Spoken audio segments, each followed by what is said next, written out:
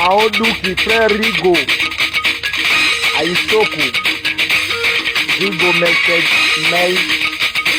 Kesek Judith Matimbo ya Papa Pichu Mamuvenda Koba Mbimbi Dona Kapumbu Yaya Matumoya Congo Shop na Londres Prof ya mboka Yannick Luta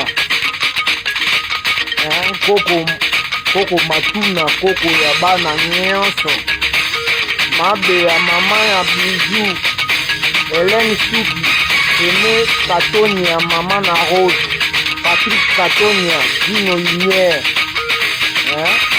René Lupera Boss Petit Jean Leki ya Mvula Koko Timanga.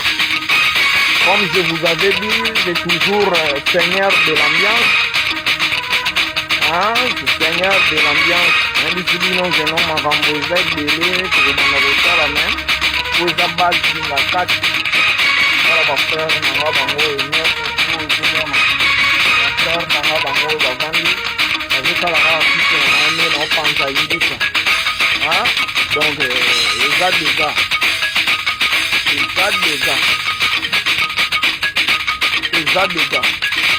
Je m'appelle anti-blonde. Mon Congo,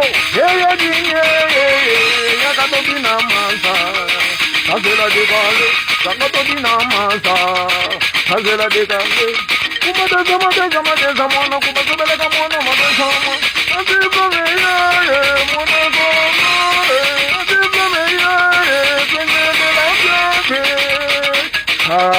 récupérando comme je vous avais dit, maintenant c'est moi qui récupère les dépôts. Arafat est déjà mort. Comme l'animation que Arafat faisait venir ici dans notre nation Congo, moi maintenant c'est moi de l'ambiance que je récupère. Regardez comment c'est.